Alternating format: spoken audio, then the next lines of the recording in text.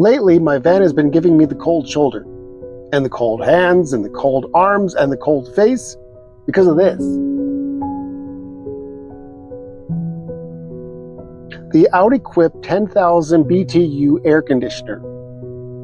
This thing is a beast. The builder even said that it's uncomfortably cold, probably because it's meant for a bigger rig, but I love it. The great part is it's also a heater. The only weird thing is you have to use your remote in order to access the heat. Now, the wiring on the AC could have been really funky on the inside, but they came up with a really creative solution. They ran all of their wires outside, and as you can see here, it's pretty aesthetic. It goes with the whole black and white Stu Rosenard vibe. When I got the van, it came with an EcoFlow in the back, but it was so humongous that it took up the entire garage, and I need my space. So this was the best thing I could have done. Now, in order to power this beast, I need a monster of a battery. So I just bit the bullet and got this 600 amp hour lithium battery to replace my 300 amp hour. Now, the 300 amp hour was pretty good, but I wanted to make sure that I am taken care of. If I'm out there boondocking using my AC, I don't want it to die in the middle. So I'm also happy with this. And while I was at it, I did a whole bunch of other enhancements.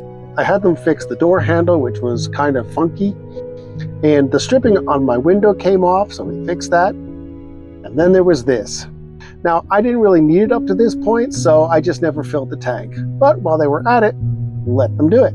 Now, I know I said that this was going to be it, but I don't know if we'll ever be done. There's always something. But really, it's about adapting to your environment and adapting your environment to suit your needs.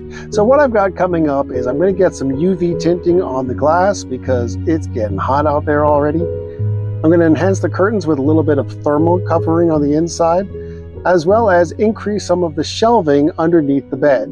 Now, you can either waste money or spend money or invest it. And I see this as an investment in my home, in my future.